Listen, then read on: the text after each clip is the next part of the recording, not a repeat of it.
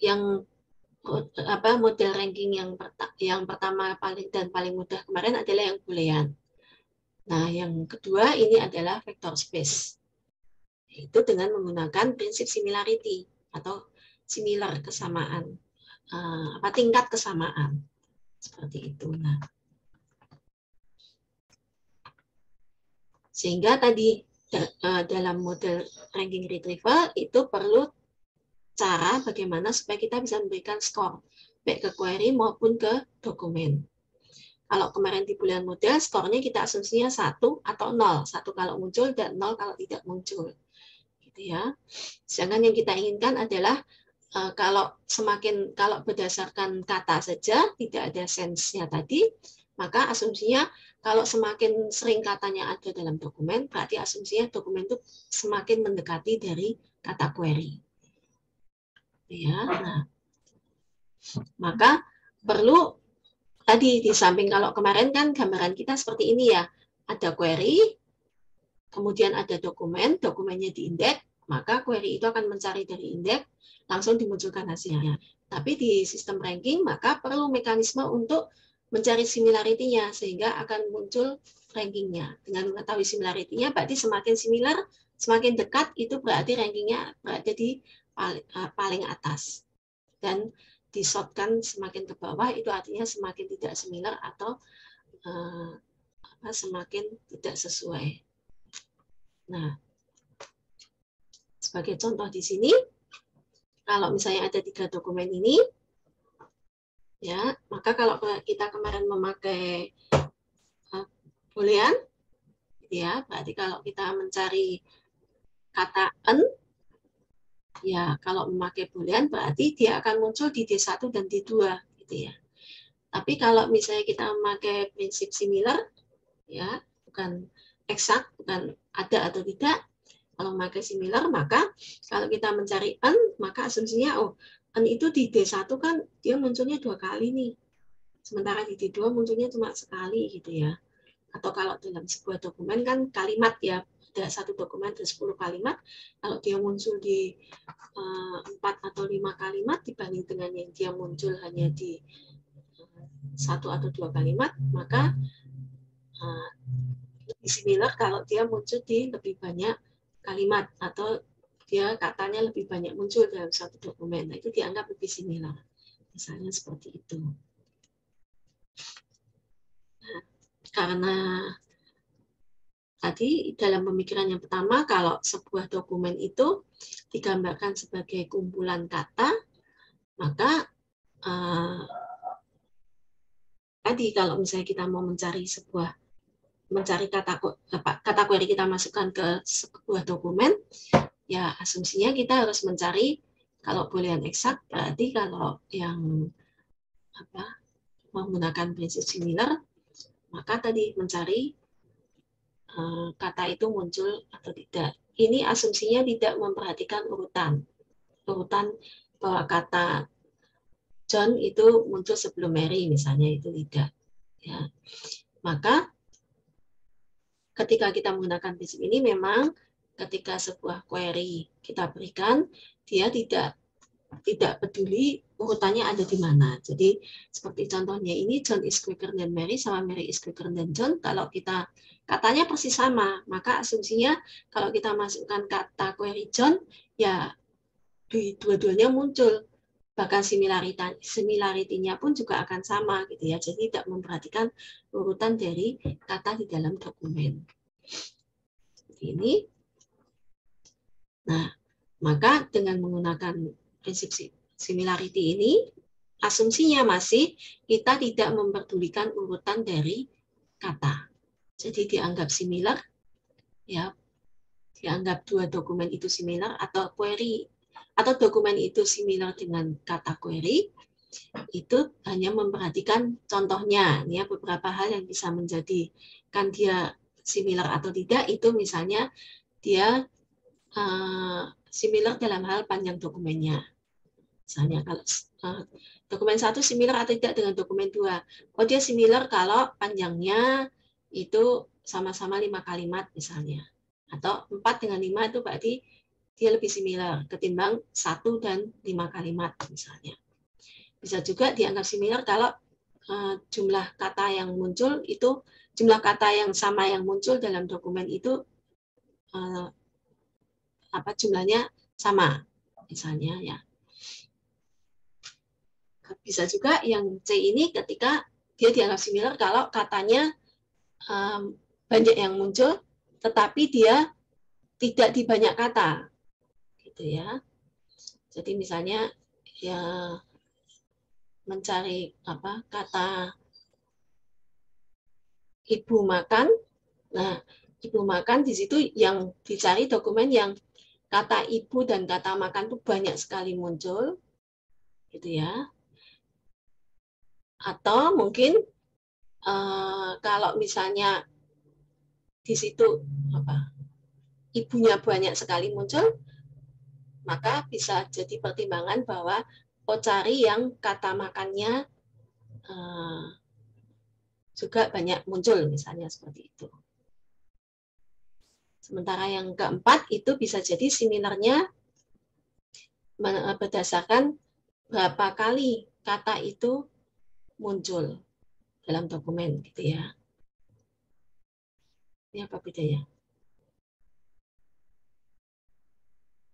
Nah, yang terakhir ini berapa kali muncul, kalau yang B itu jumlah kata yang muncul secara bersamaan, gitu ya. Sorry, kalau tadi ibu makan berarti berapa kali ibu muncul bersama dengan makan, gitu ya. Kalau yang C, berapa kali ibu muncul bersama dengan makan, atau berapa kali ibu tidak muncul bersama dengan makan, misalnya, atau makan muncul tidak bersama dengan ibu. Nah, kalau yang D itu berapa kali kata ibu muncul dan berapa kali kata makan muncul, misalnya seperti itu. Nah, ini beberapa kemungkinan kita bisa membuat mendasarkan similarity dari sistem retrieval kita atau sistem pemerolehan kita. Nah, karena kita berhubungan dengan bahasa pemrograman, maka apa yang kita katakan tadi, misalnya saya mau mencari ibu makan dalam sebuah kalimat atau dalam sebuah dokumen, itu perlu kita nominalkan. Kita buat menjadi bentuk nominal. Nah, ini biasanya digunakan vektor. Ingat ya, di aljabar linear ya. Nah, asumsinya bahwa sebuah kata, bahwa kata-kata yang kita pakai itu dibuat menjadi vektor. Nah, kalau kita punya 1000 kata, berarti memang kita harus membuat 1000 vektor dengan dimensi 1000. Ya. Nah, begitu juga untuk dokumennya, maka kita juga perlu membuat vektor. Kalau tadi katanya vektor, maka dokumennya juga perlu kita buat vektor. Jadi kalau misalnya dalam sebuah dokumen, di dokumen I, maka DI ini menyatakan vektor. Nah, vektor dari dokumen I. Nah, isi dari vektornya menjadi seperti apa? Nah, ini asumsinya isinya adalah untuk satu dokumen itu menunjukkan bobot dari kata J di dalam dokumen I. Jadi misalnya seperti ini. Jadi kalau vektor ini asumsinya ada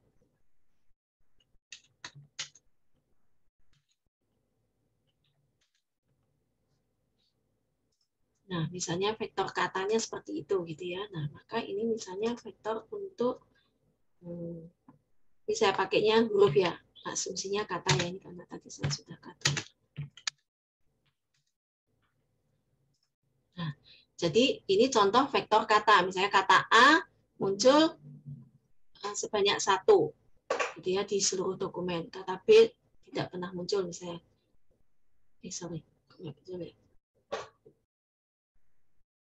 Ya, misalnya kata B nggak muncul, kata C misalnya muncul 3 kali, kata D tidak muncul, kata E itu muncul 5 kali misalnya. Ini vektor kata. Ini misalnya vektor kata dalam sebuah dokumen. Nah, kalau vektor dokumen ini berarti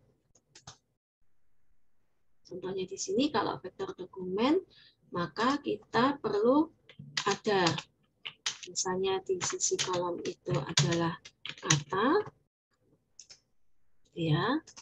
Sementara di sisi baris itu adalah dokumen.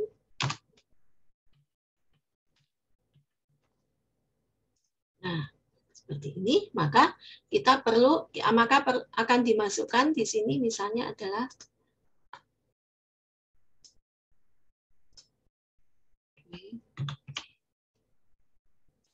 ya, saya ini salah tempatnya ini. Jadi asumsinya apa? Kalau DI ini berarti DI ya. Nah, ini adalah DI. Sehingga WIJ ini artinya adalah bobot sebuah kata bobot WIJ. Sebuah kata A muncul di dokumen 1. Ya, J-nya itu sebagai kata, I-nya itu sebagai dokumen. Sehingga ke samping sini, kalau ada WIJ lagi berarti bobot kata B di dokumen 1. Itu seterusnya. Nah, maksudnya apa? Misalnya kata A, kalau di sini WIJ-nya bernilai 5, artinya di dokumen 1 kata A itu muncul sebanyak 5. Kalau kemarin kan kita memakai 1010 gitu ya. Pokoknya kata A muncul di dokumen 1, kata B nggak muncul, kata C muncul, misalnya seperti itu. Nah, kalau kita menggunakan bobot tadi, maka WIJ itu artinya kalau saya contohkan di sini yang sel WIJ ini ya, itu berarti misalnya saya beri nilai 5, artinya bahwa kata A itu muncul di dokumen 1 sebanyak 5 kali. Jadi misalnya ini ya, saya di paling bawah ya, supaya kelihatan. Nah, misalnya di sini, di sel ini muncul 10, itu berarti artinya apa, Bernard?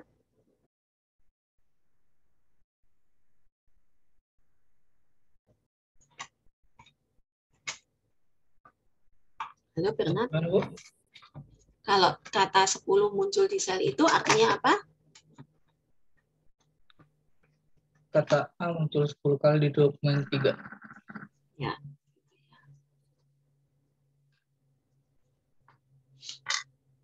Nah, ini ya. Jadi nanti kita akan menggunakan vektor kata ataupun menggunakan vektor dari sebuah dokumen.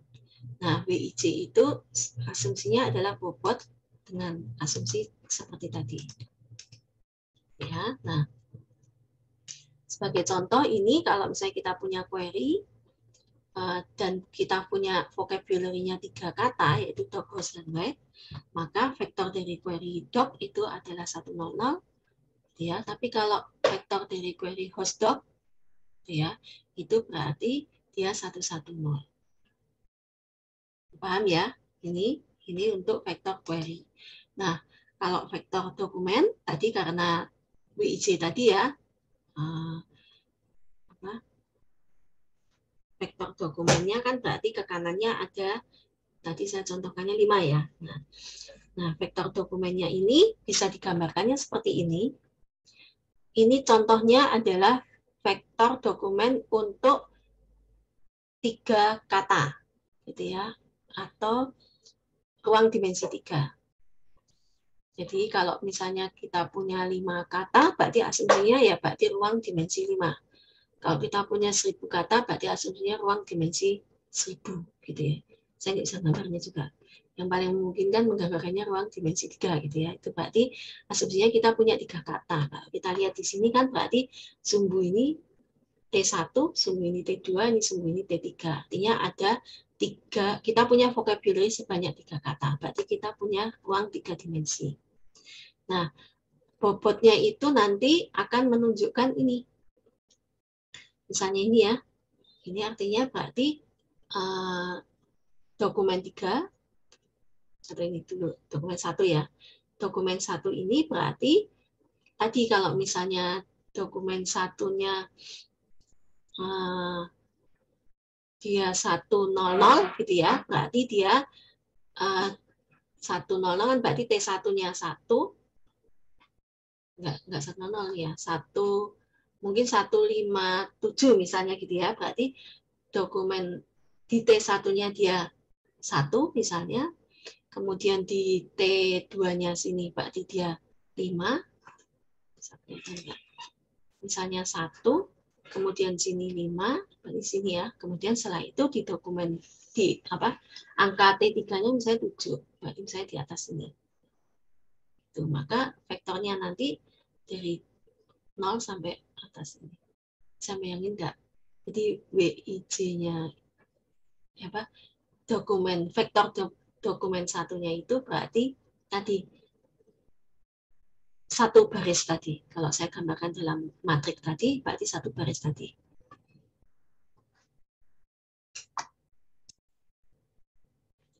Cukup bisa membayangkan nggak?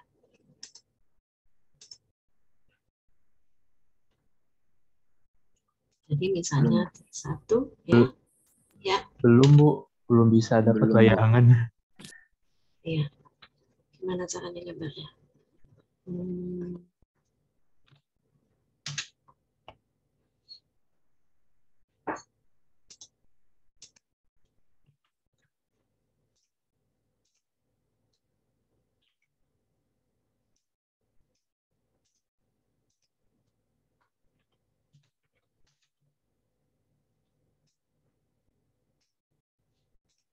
Nih, misalnya ini kita punya daftar, punya matrik gitu ya.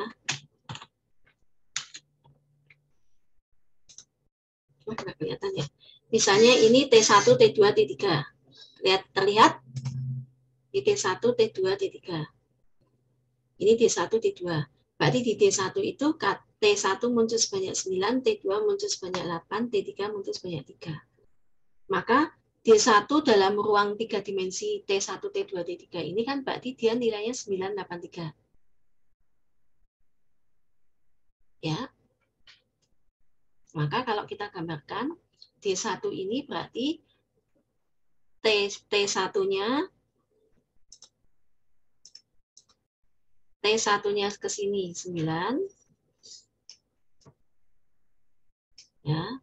Kemudian T2-nya berarti sini kan dia berarti 8.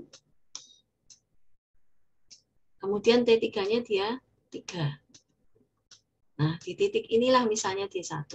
Sehingga kalau digambar vektornya gini. Saya pakai warna beda. Ya, jadi kalau digambar vektornya adalah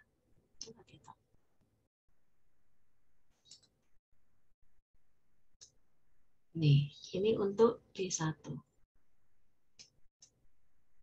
Jadi di titik sini untuk D1. Kenapa di situ? Karena tadi 9, 8, 3. Bisa bayangkan? Itu di ruang dimensi 3. Bisa Bu. Ya. Jadi kita mencoba memindahkan kata dan dokumen itu menjadi ruang vektor. Gitu. Jadi tadi katanya dibuat vocab dulu. Banyaknya vocab itu menunjukkan panjang vektor kata. Ya. Kemudian dokumen itu misalnya ada 5 dokumen berarti menjadi panjang vektor dokumennya. Bawah kalau kita gambarkan sebagai matrik. Itu. Ya, jadi dicoba dipindah ke ruang vektor sama kayak gimana ini gambar cari aljabar linear ya kalau nggak salah ya. Atau mat diskret. Nah, setelah itu, nah ini lebih gambarannya tadi hampir sama ya. Kalau di sini sudah langsung ini dimensi sistem untuk kata sistem, ini untuk kata retrieval, kata information. Ya, seperti itu. Nah, ini kalau contoh vektor dan matrik, tetapi dia masih belum memakai jumlah, tapi masih 10110. Ya. Ya, ini juga tadi sama, artinya D1 itu 1100000 gitu ya. Anda nggak bayanginya dimensi 3 aja ya, kalau yang kenyataannya kan dimensinya bisa 1000 gitu ya, berarti ya begitulah gambarnya gitu ya, dimensi 1000. Ini contohnya. Nah, ketika sudah dipindah ke ruang vektor, Itu artinya apa? Kalau kita mau mencari similarity dari dua dokumen. Tuh, kalau kita gambarkan ini, ya tadi D1 sudah dapat, D2 sudah dapat, maka similarity dari dua dokumen itu asumsinya adalah sudut antara dua buah dokumen ini. Dua buah sudut antara dua buah apa ini? Vektor. Itu bisa bayangkan? Ya. Kalau kita biasa di dalam ruang dimensi 2, misalnya di dimensi 2 atau di kartesian, dan kalau di ruang dimensi 2 itu berarti ada titik dengan titik. Kalau kita mau mencari jarak itu biasanya memakai biasanya saya mencari jarak gitu ya. Kalau mau mencari jarak dari dua buah titik biasanya kita memakai apa? Gradient. Apa? Mencari jarak dari dua buah titik. Memakai apa? Terus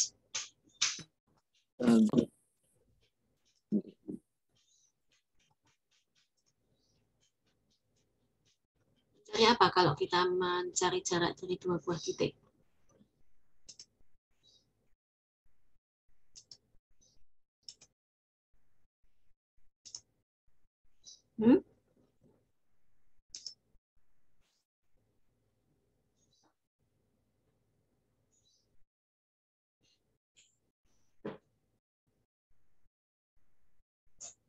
Lupa. Kalau ini titik X 2,4, titik Y 5,6, maka jaraknya pakai Pythagoras ya. Pakai X1, X2 gitu, Bu. Gradient garis. Dikuadratkan nanti baru diakarkan gitu. itu namanya apa itu? Pythagoras bukan? Aku lupa. Pythagoras itu apa?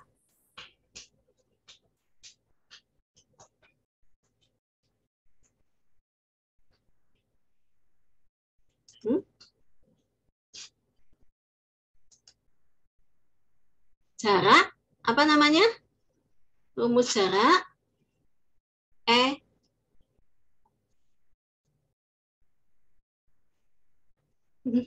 lupa, bukannya pelajaran SMP ya?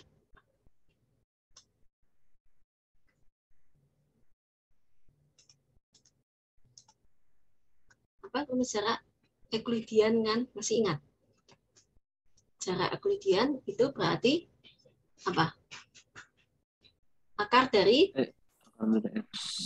X2 dari X1 X2 min X1. X2 min X1 Dikuadratkan kurang Y2 kurang X. Ditambah Y2 min Y1 kuadrat. Ini pakai jarak Euclidean ya. Itu kalau di ruang dimensi 2. Ya.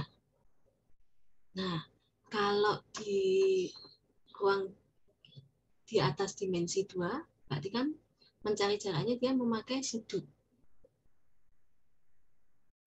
Ya. Jadi tidak bisa lagi kita memakai jarak Euclidean lagi. Kita memakai besar sudut antara dua vektor ini. Seperti itu. Nah,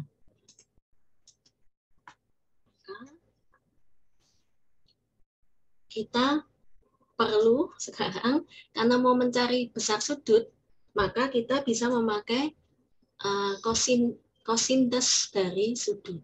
Kenapa dia memakai cosinus? Kalau kita bayangkan apa namanya ini, grafik cosinus masih ingat ya? Ini kan ya? Betul? Betul. Grafik cosinus. Betul. Nah, kosinus ini berarti kan kalau dia semakin sudutnya semakin besar, nilainya semakin, kan ini berarti 0 derajat, gitu kan? 0 Semakin sampai, kecil nggak, Bu? ya, berarti kan ini kalau semakin nilai kosinus dari sudut itu semakin besar, nilainya dia semakin kecil. Ya, sampai di sini berapa ini? 180 derajat ya.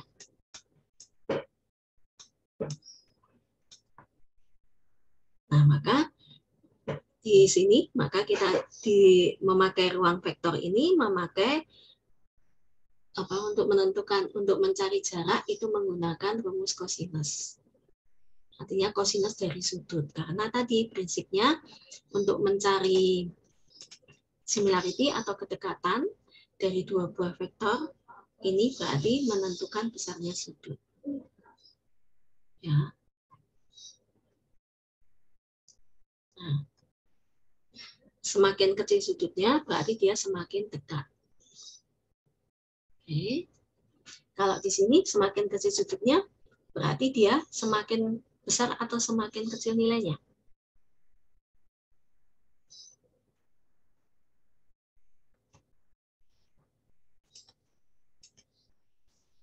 Saya balik.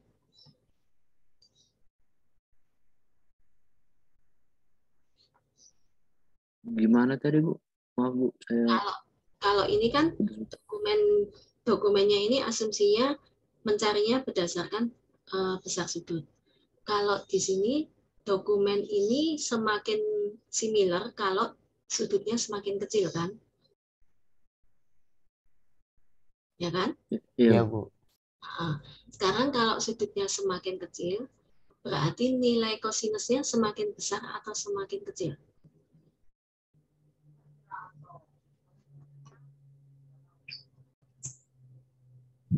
Semakin kecil nggak, Bu?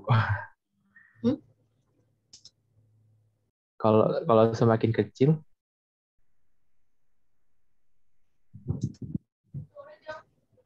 sudutnya semakin kecil, berarti nilai kosinusnya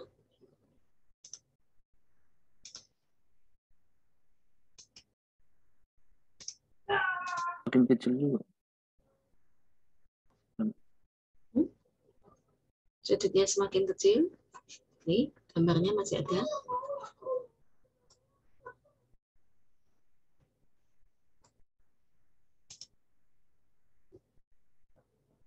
berarti punya nilai kosinusnya juga ikut mengecil ya, Bu ya?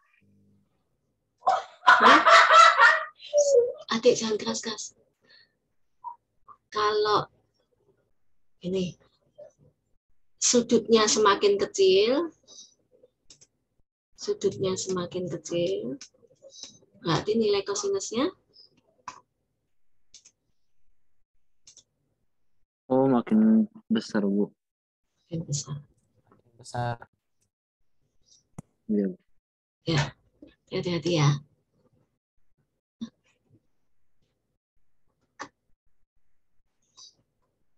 Dan nanti kita hati-hati dengan ini ya. Nah, kemudian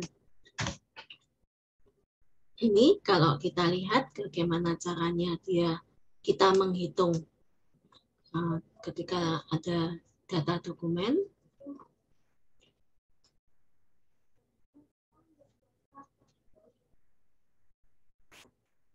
Jadi bisa menginterpretasikan nggak? Jadi X ini vektor dimensi N. Ya, maka untuk mencari kosinus ini dengan rumus kita lihat yang paling bawah dulu. Mencari rumus kosinus dari sebuah sudut itu artinya vektor X1 dikali vektor X2 dibagi dengan panjang vektor X1 kali panjang vektor X2.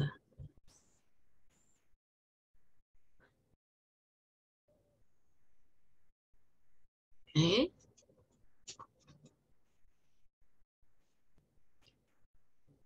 Ya. Nah, X1 kali X2, ini yang atas ini disebut dengan inner product. X1 kali X2, inner product, itu berarti, ini kok. Coba dipahami dulu sebentar. Ini mencari cos theta dari D1 dan D2, maka dicari dengan D1 kali D2, itu artinya W11 kali W11 kali W12, W11 kali W21 ditambah W12 kali W22 tambah W13 kali W23 dan seterusnya sampai selesai. Maka ini nilai inner product-nya yang atas berapa kalau di sini?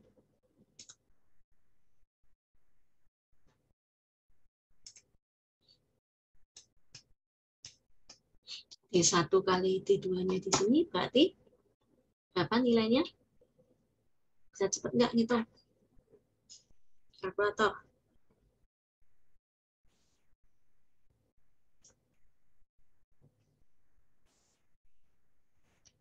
Berapa? Yang D1 kali D2-nya ya, Bu, ya? Ya. Itu 121. Ya, 121. 121, Bu. Ya, tahu ya dari mana ya? Nah, setelah itu dibagi dengan ini. Panjang dari D1 kali panjang dari D2. Berapa panjang D1?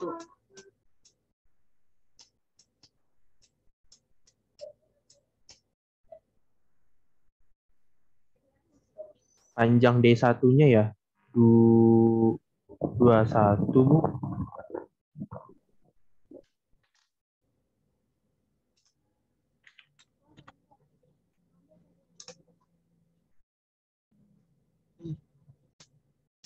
Sorry. Coba pakai kalkulator deh. Panjang dari D1.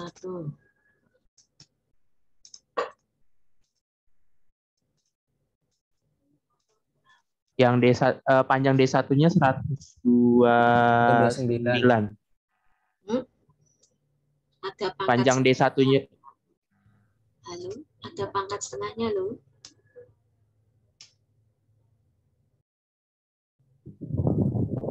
Akar dari 129 itu 11,35. ya 11,35. Terus panjang D2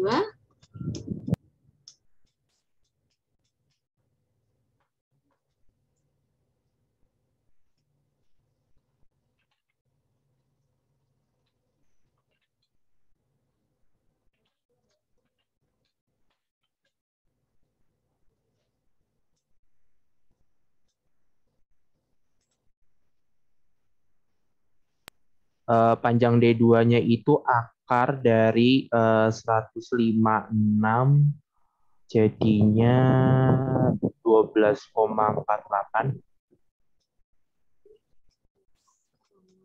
49 ya. Iya, 489 sih kalau di belakangnya.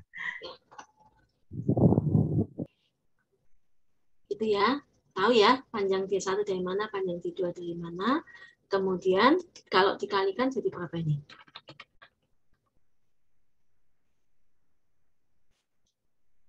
$141,76.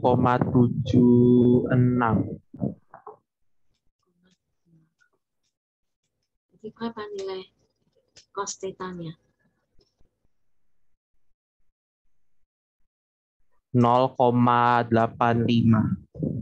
0,85.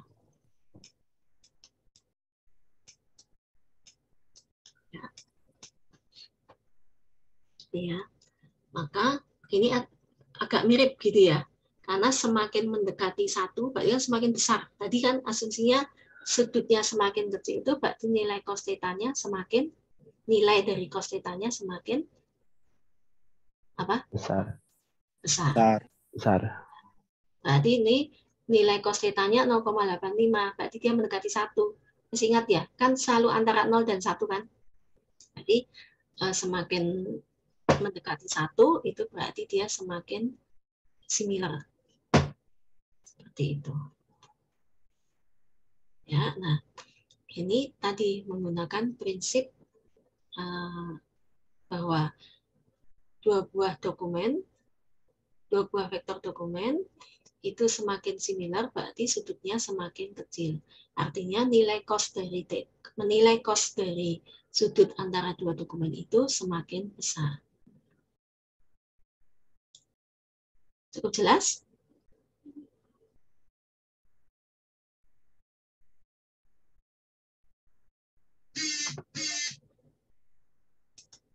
Ya. Paham, Bu. Paham. Ya, itu kalau kita mau mencari similarity bisa antara dokumen-dokumen, bisa dokumen query, bisa query dengan query. Ya, nah. Selanjutnya, ini contoh, nanti kalian baca lagi ya, contohnya kalau ini tidak pakai tadi jumlah, jadi masih 1, 1, 0. Prinsipnya juga sama. Ini tadi similarity-nya akan ketemu pakai rumus cosinus ya. Nah, kemudian tadi permasalahan berikutnya adalah kita dalam suatu dokumen itu kan saya berikan contoh dokumen ya. Dalam sebuah dokumen itu kan berarti dia terdiri dari banyak kata. Suatu kata dalam suatu dokumen, banyak kata, banyak kalimat, satu kalimat bisa terdiri dari banyak kata gitu ya. Nah, kemudian sebuah kata itu dia memiliki bobot berapa, itu bisa kita lihat menggunakan yang namanya TF dan IDF. Nah, TF itu artinya apa? Term frekuensi. Artinya di sini kalau sebuah kata itu muncul banyak kali, semakin banyak kata itu muncul dalam sebuah dokumen, maka asumsinya bobotnya itu semakin besar daripada dia yang hanya muncul satu kali. Ya, itu kalau kita memakai pemahaman term frekuensi. Oke. Tetapi, nah, sepertinya ada penjelasan berikutnya nih.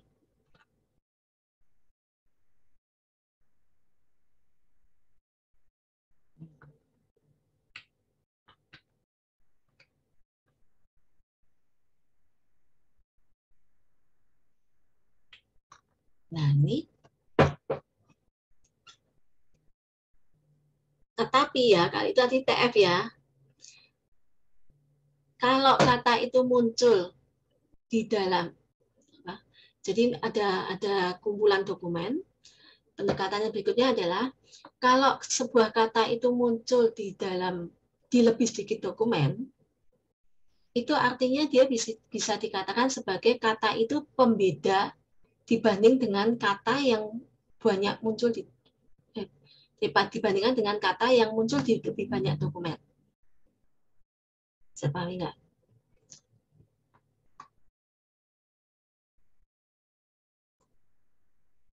Nih, contoh ya. Sebuah kata A, dia di satu dokumen,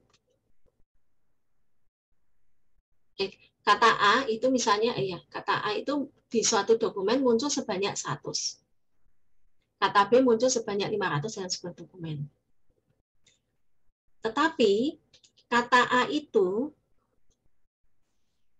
kalau dia muncul di 1000 dokumen, ya, kalau dia kata itu muncul di 1000 dokumen, itu dengan kata B yang muncul hanya di satu dokumen, itu justru bisa dikatakan bahwa kata B itu justru nanti bisa jadi pembeda ketika kita memasukkan query. Tuh. Karena dia hanya muncul di satu dokumen. Jelas nggak? Gimana ya cara jelasinnya ya? Masih belum dapat bayangan ya, Bu? Ya, Bu, belum jelas, Bu. Kalau term frekuensi kan cukup jelas ya, semakin banyak ini term frekuensi ini misalnya dalam satu dokumen sebuah kata aku itu muncul sebanyak 1000. Berarti dibanding dengan kata dia yang muncul hanya sebanyak 5, berarti kata aku itu memiliki bobot yang lebih besar di dokumen itu. Ya, nah, tetapi sebentar, sudah menjadi hal yang umum gitu kan. Ketika kata itu di semua dokumen muncul, maka kalau kita searching dengan kata yang di semua dokumen ada, itu kan berarti kita tidak bisa membedakan kan mana yang lebih relevan dan mana yang tidak. Dibanding dengan kalau ternyata kata itu hanya muncul di 5 dokumen. Berarti kalau dia muncul hanya di 5 dokumen, kan dibanding dia muncul di kata itu muncul di semua dokumen, berarti kan kelihatan, oh ya yang hanya di 5 dokumen ini berarti hasil retrievalnya seperti itu. Bisa dipahami? Jadi misalnya kata A muncul di 1000 dokumen gitu ya. Maka kalau ada kata B yang hanya muncul di 5 dokumen, berarti dia lebih bisa untuk membedakan kata B ini karena dia hanya muncul di 5 dokumen seperti itu. Nah, ini dipakai sebenarnya namanya istilahnya normalisasi ya, supaya tadi kalau TF-nya 1000, ya TF-nya 1000 dan dia muncul di semuanya, ya gimana kita bisa bedain dokumen itu memang relevan atau tidak dengan kata itu, seperti itu. Nah, maka ini di samping menggunakan term frekuensi, ya, dia juga menggunakan yang namanya indeks dokumen frekuensi, inverse dokumen frekuensi, makanya dia istilahnya inverse ya, inverse dokumen frekuensi. Nah, ini contoh kalau pakai bobot itu yang tadi ya, bobot. Ayo, Pak.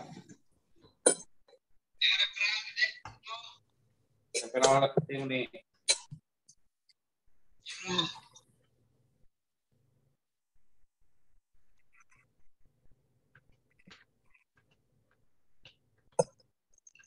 kayaknya saya salah naruh tempat ya.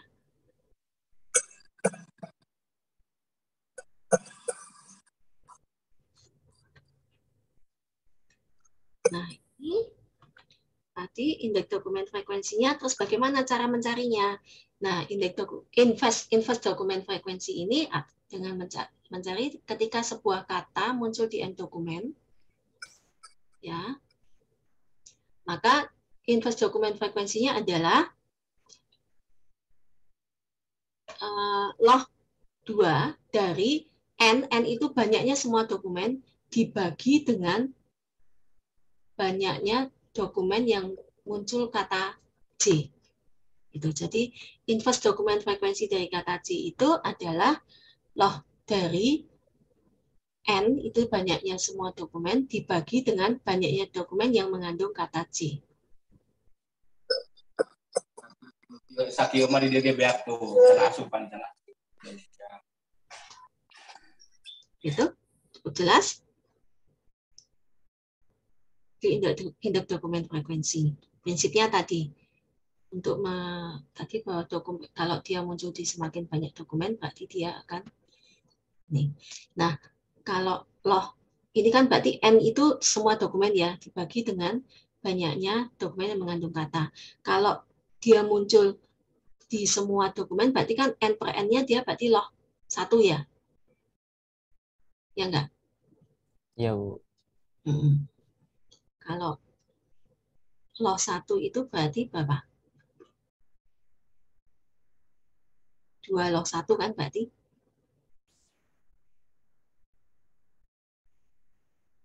Berarti berapa nilainya? 2 log 1?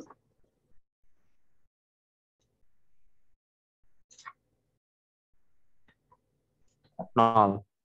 0, Bu. 0. Gitu ya.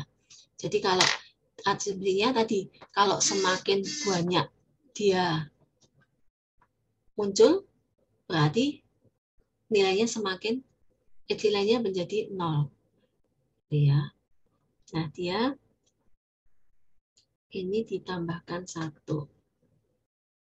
Kalau misalnya kalau dia hanya muncul di satu dokumen, berarti misalnya kan berarti 2 log n per 1.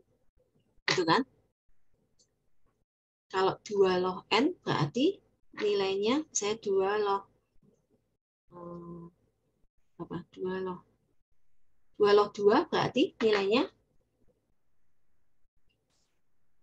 0,6 sekian. 2 log 2.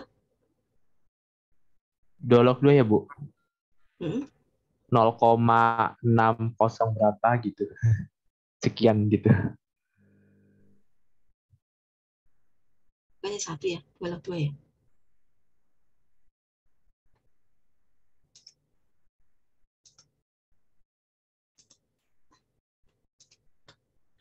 Yuk kita memakai prinsip TF-IDF. Nah, sehingga untuk mencari bobotnya tadi, dia tidak hanya memakai TF-nya, tapi memakai TF-IDF-nya.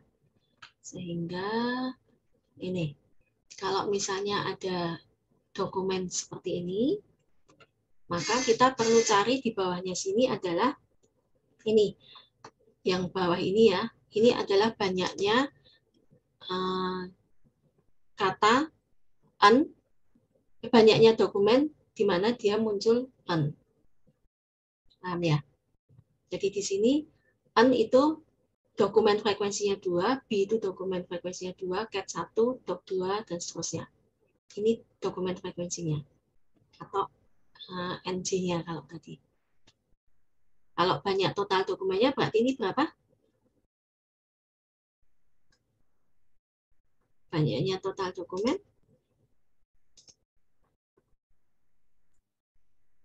Hanya total dokumennya 3 ya, Bu? 3. Ya. Maka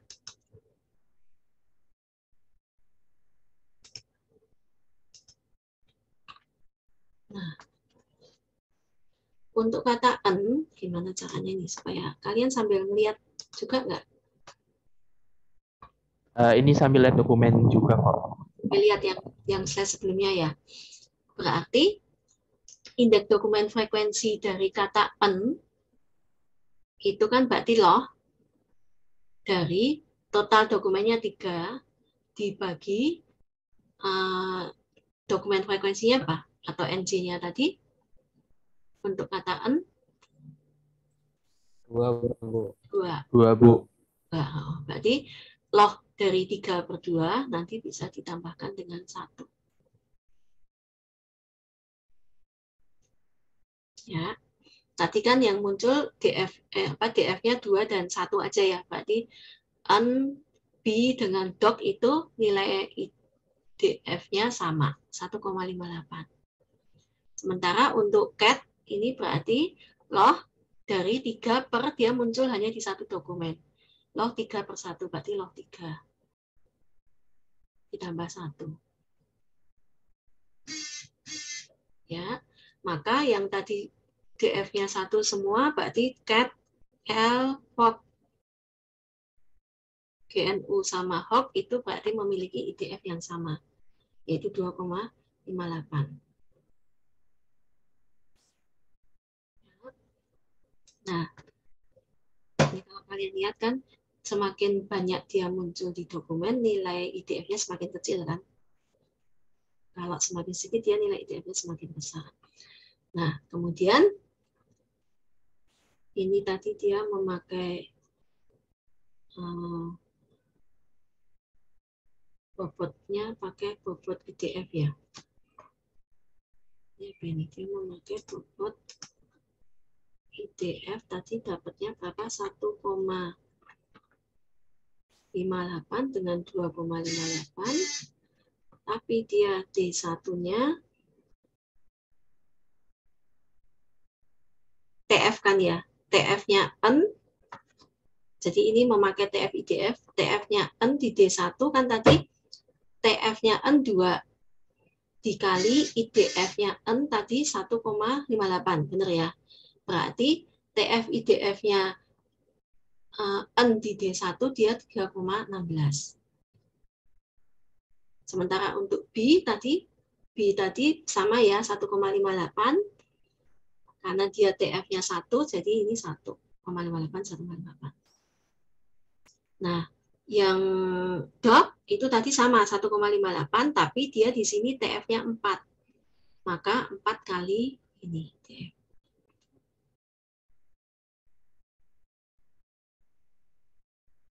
Oke.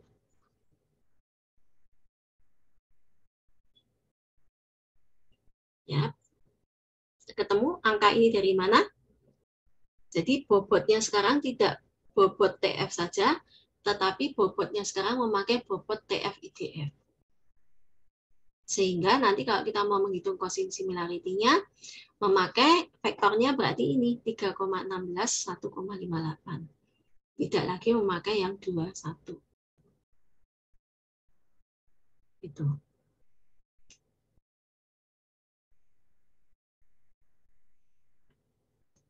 Cukup bisa dipahami angka ini dari mana?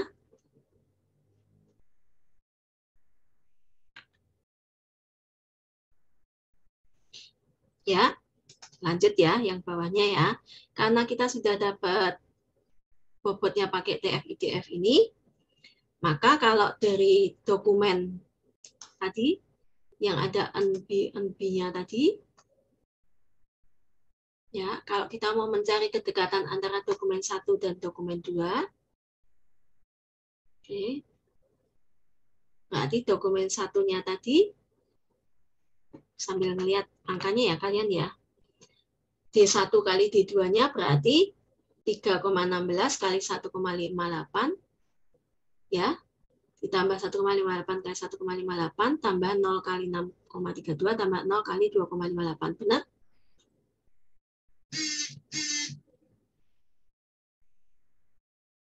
Dapat angkanya dari mana ini, paham?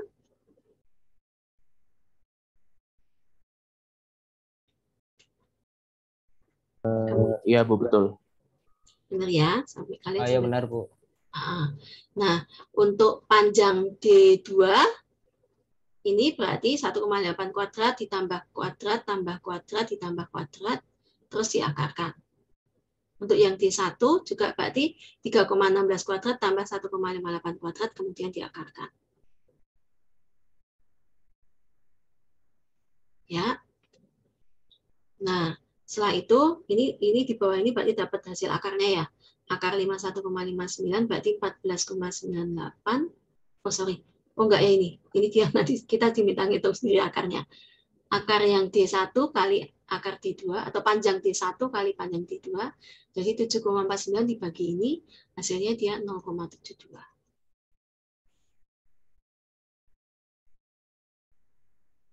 Seperti itu.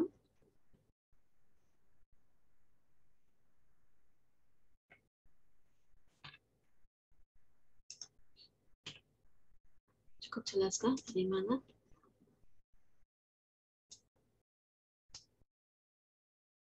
Ini tadi saya kayaknya naruh IDF, TF IDF-nya tadi. Ya. Salah tempat PPT-nya. Similarity-nya dengan dokumen yang sama, hanya memakai apa ini? Dia memakai yang 1101 saja, itu mendapatkan nilai 0,31. Ya. Terus dia memakai yang bobot. Tapi dia memakai 121 yang memakai TF. Memakai TF dia mendapatkan nilai 0,31. Kalau kita lihat ini tadi jarak D1 ke D2 kalau memakai boolean saja dia mendapatkan 0,71. Kalau memakai TF dia mendapatkan 0,31 antara D1 dan D2. Ya. Nah, tadi kalau dia memakai memakai yang TF IDF mendapatkan nilai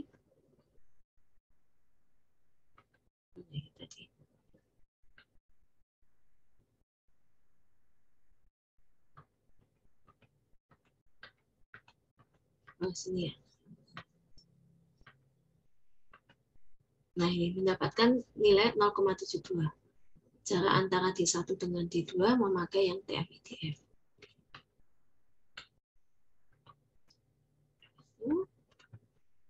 Jadi, intinya sebenarnya itu, ini ada contoh untuk, oh ini beda ya, angkanya beda ya. 1, 2, 1.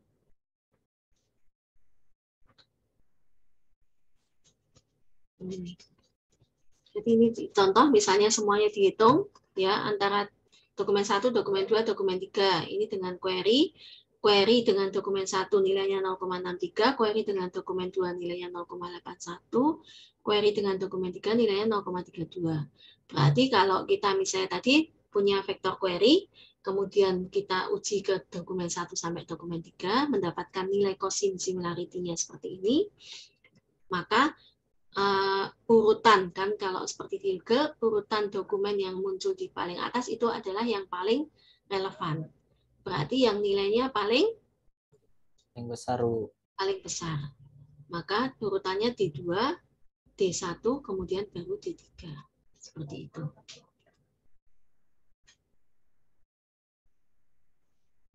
Ya. Nah, itu cara untuk menghitung similarity dari dua buah dokumen atau dari query dan dokumen atau dari dua buah query. Nah, tadi kita memakai TF kan hanya memakai banyaknya kata itu muncul dalam sebuah dokumen gitu ya. Tetapi ada juga yang tadi dinormalisasi juga dia modelnya term frekuensinya. Yaitu dengan cara frekuensinya frekuensi di dokumen itu dibagi dengan maksimum frekuensi dari kata di dokumen I. Jadi dari semua kata di dokumen I itu yang paling banyak frekuensinya itu berapa? Tahu nggak maksudnya MI? Jadi kalau tadi term frekuensi yang tadi itu tadi kan banyaknya kata J di sebuah dokumen I. Ya, jadi dia kata aku muncul 1000 di dokumen 1. Nah, ada yang dinormalisasi dengan cara tadi banyaknya kata aku muncul di dokumen 1 dibagi dengan maksimum frekuensi dari semua kata di dokumen itu. Frekuensi semua katanya itu gimana, Bu? Jadi misalnya ya, tadi kayaknya ada yang ini. Sebentar. Tadi ada yang daftar.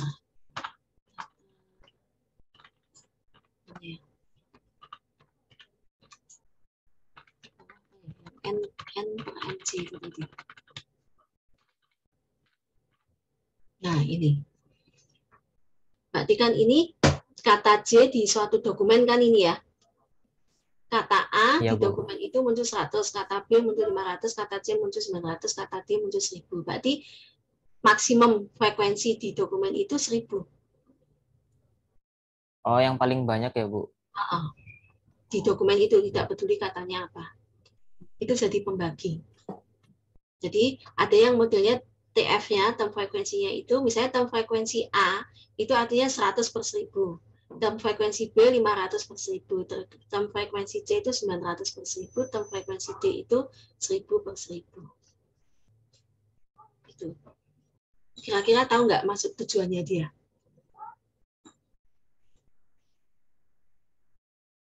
Kan kalau ini misalnya katanya dia hitungannya ribuan gitu ya. Maka kalau ada dokumen misalnya sama-sama kata A gitu ya, dia munculnya cuma 2.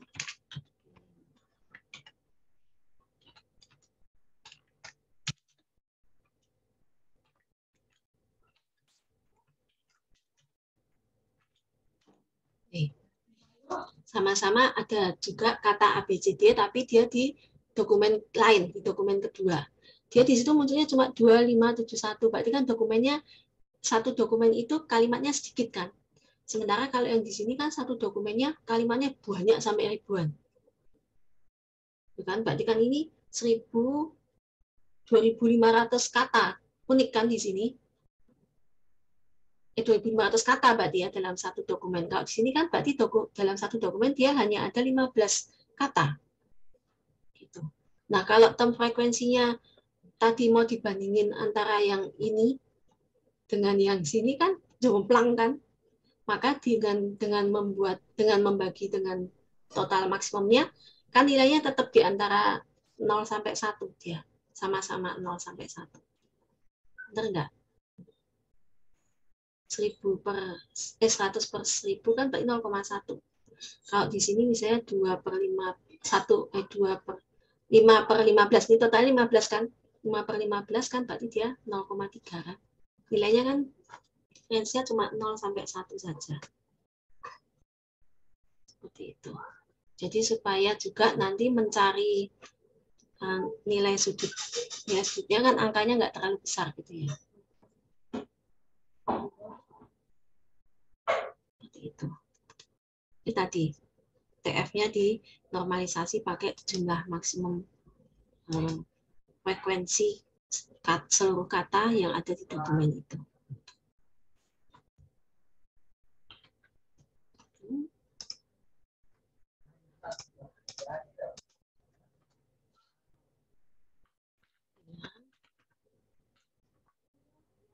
Nah, jadi summary-nya, rumus yang kita pakai itu rumus tadi untuk mencari similarity dari query dengan dokumen atau dokumen dengan dokumen atau query dengan query itu menggunakan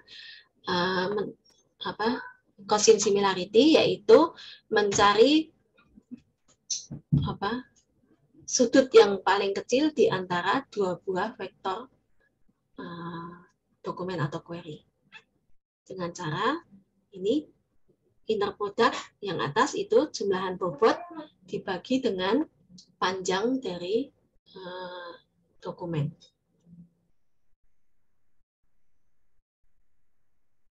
Oke ya. Nah, bobot bisa berupa TF, bisa berupa TF yang tadi sudah dinormalisasi, bisa juga memakai TF IDF. Ya, log-nya bisa memakai log 2, bisa juga memakai log 10 ya.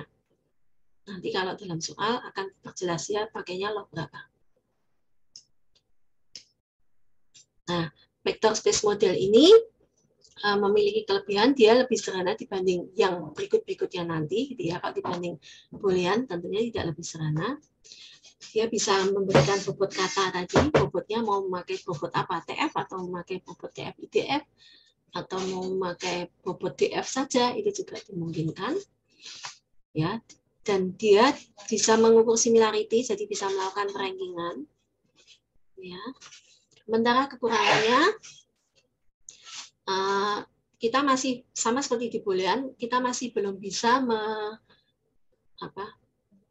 memakai kita tidak bisa memakai asumsi bahwa kata yang akan dokumen yang akan kita munculkan itu tergantung dengan keterkaitan antara kata di query-nya. Berarti kan pokoknya cuma berdasarkan frekuensi aja gitu ya. Kita belum bisa melakukan query untuk dokumen yang misalnya dia harusnya kata dalam satu kalimat kata aku makan itu muncul bersamaan. Saya itu belum bisa. Ya. Pokoknya dalam seluruh dokumen ya aku makan, nggak peduli dia dalam satu kalimat, nggak peduli dia di beda kalimat, itu belum bisa kita pakai menggunakan vector space model. Jadi ini masih model retrieval yang sederhana.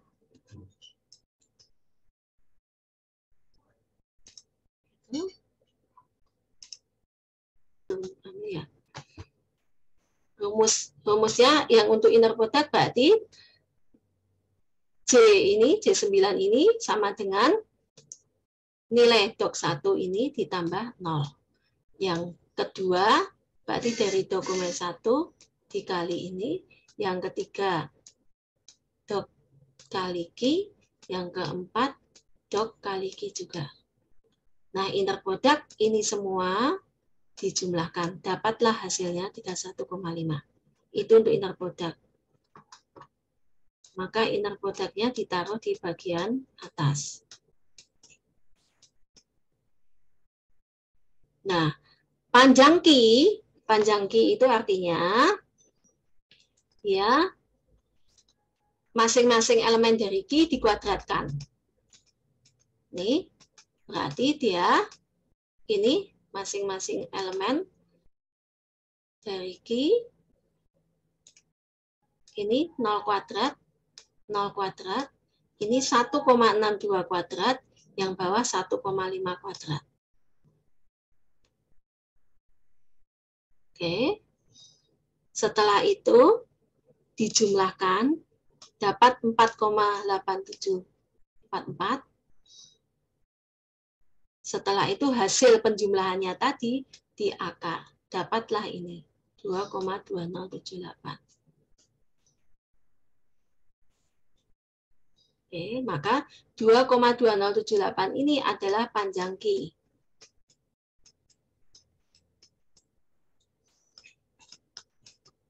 Oke. Setelah itu menghitung panjang D1 sama, berarti nilai kita hitung per elemennya ya dikuadratkan.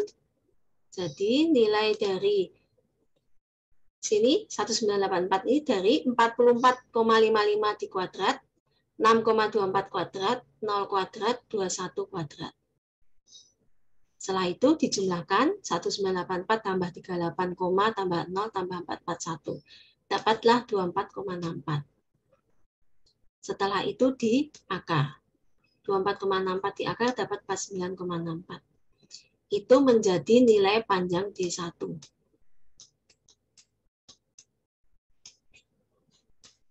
Oke.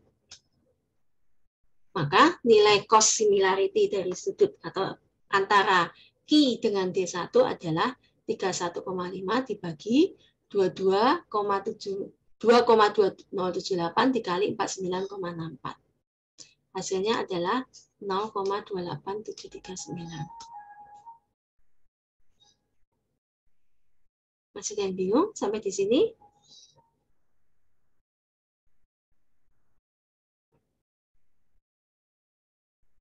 Ya. Nah, ini kan baru dapat cost similarity antara antara Q dengan D1. Maka berikutnya Anda harus menghitung cost similarity antara Q dengan D2.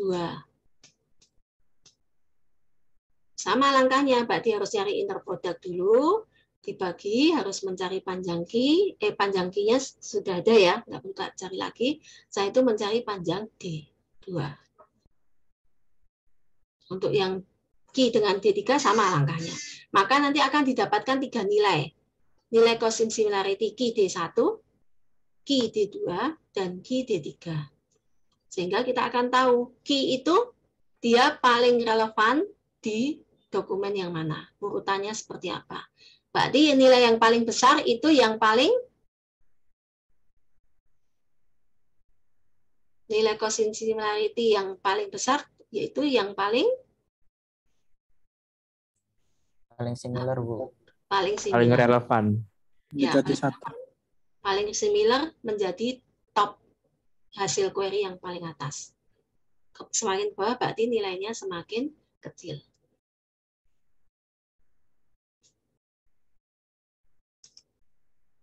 Gitu. Ya. Maka cost similarity Q dan D1 adalah inner product Q kali D1 dibagi panjang Q, itu ini, panjang Q-nya dikali dengan panjang D1. Jadi 31,5 dibagi 2,2078 dikali 49,64. Ini di dalam kurung ya. Dapat nilai ini. Baik, Bu. Terima kasih.